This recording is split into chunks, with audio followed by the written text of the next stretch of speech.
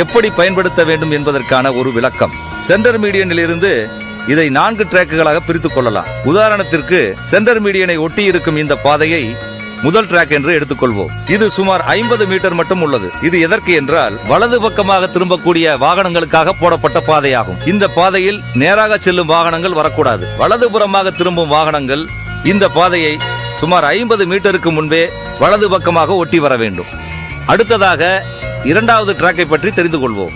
இந்த பாதை எப்பொழுதுமே ஃப்ரீயாக இருக்க வேண்டும். ஏனென்றால் 3வது டிராக்கில் வரக்கூடிய எந்த வாகனமாக இருந்தாலும் ஓவர்டேக் செய்ய இந்த 2வது டிராக்கை தான் பயன்படுத்திக் கொள்ள வேண்டும். இப்படியல்லாமல் 3வது டிராக்கில் செல்லக்கூடிய ஸ்லோ மூவிங் வெஹிக்கிள் என்று சொல்லக்கூடிய கண்டெய்னர் லாரிகள் மற்றும் சரக்கு லாரிகள் இந்த 2வது டிராக்கில் வருவதால் தான் ஓட்டுநர்களுக்குள் குழப்பம் ஏற்பட்டு ஓவர்டேக் செய்யும் போது அதிகமான விபத்துகள் ஏற்பட அதிக வாய்ப்புகள் உள்ளது. ஆகவே 2வது டிராக் ஓவர்டேக் செய்வதற்கு மட்டுமே இருக்குமேயானால் கண்டிப்பாக விபத்துகள் ஏற்படுவதை தடுக்கலாம். இப்பொழுது 3வது டிராக்கை பற்றி தெரிந்து கொள்வோம். இந்த 3வது டிராக் மிகவும் முக்கியமானது. ஏனென்றால் 2 சக்கர வாகனங்களை தவிர மற்ற அனைத்து வாகனங்களும் இந்த டிராக்கில் தான் செல்ல வேண்டும். ஓவர்டேக் செய்ய மட்டுமே 2வது டிராக்கை பயன்படுத்திக் கொள்ள வேண்டும். அவ்வாறு ஓவர்டேக் செய்த பிறகு மீண்டும் இந்த 3வது டிராக்குக்கு வந்துவிட வேண்டும். அடுத்தது 4வது டிராக்கை பற்றி தெரிந்து கொள்வோம். இது சுமார் 5 அடி மட்டுமே அகலம் கொண்ட பாதையாகும். இதில் 2 சக்கர வாகனங்கள் மற்றும் மிதிவண்டிகள் செல்ல வேண்டும். அடுத்ததாக நாம் பார்க்க இருப்பது தேசிய நெடுஞ்சாலையை இணைக்கும் கிராமப்புற சாலை. இங்கு இருக்கும் வி பெண்டுக்கு முன்னால் ஒரு வேகத்தடை ஒன்று இருக்கும். இங்கு வரும் அனைத்து வாகனங்களும் நின்று தேசிய நெடுஞ்சாலையின் போக்குவரத்தை கவனித்து எந்த வாகனங்களும் வராத போது தேசிய நெடுஞ்சாலைக்குள் நுழைய வேண்டும். அவ்வாறு கவனத்துடன் நுழைந்தால் விபத்து ஏற்படாமல் தடுக்கலாம்.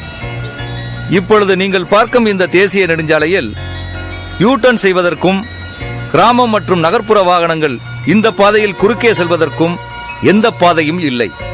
இப்படிப்பட்ட இடங்களில் எந்தெந்த வாகனங்கள் எந்த டிராக்கில் செல்ல வேண்டும் என்பதை இப்பொழுது நாம் பார்ப்போம். சென்டர் மீடியனை ஒட்டியுள்ள இந்த பாதையை முதல் டிராக் என்று வைத்துக் கொள்வோம். இந்த பாதை எப்பொழுதும் ஃப்ரீயாக இருக்க வேண்டும். 2வது டிராக்கில் வரக்கூடிய 2 சக்கர வாகனங்களை தவிர மற்ற அனைத்து வாகனங்களும் இந்த முதல் டிராக்கை ஓவர்டேக் செய்ய மட்டுமே பயன்படுத்த வேண்டும். இந்த தேசிய நெடுஞ்சாலையில் 2வது டிராக்கை பற்றி நாம் தெரிந்து கொள்வோம். இந்த 2வது டிராக்கில் 2 சக்கர வாகனங்களை தவிர மற்ற அனைத்து வாகனங்களும் இந்த டிராக்கில் தான் போக வேண்டும்.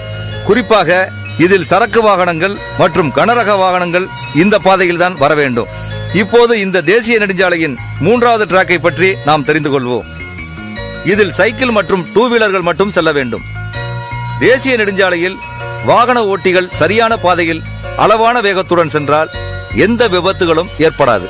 தேசிய நெடுஞ்சாலையில் எந்தெந்த டிராக்குகளில் எந்தெந்த வாகனங்கள் செல்ல வேண்டும், எப்படி செல்ல வேண்டும் என்று உங்களுக்கு மிக தெளிவாக புரிந்திருக்கும். ஆகவே இந்த நேரம் முதல் சாலை விதிகளை பின்பற்றுவோம் என்று உறுதிமொழி எடுத்துக்கொள்வோம். சாலை விதிகளை மதிப்போம். சாலை விதிகளை மதிப்போம். சாலை விபத்தினை தடுப்போம். சாலை விபத்தினை தடுப்போம். சாலை விதிகளை மதிப்போம். சாலை விதிகளை மதிப்போம். சாலை விபத்தினை தடுப்போம். சாலை விபத்தினை தடுப்போம்.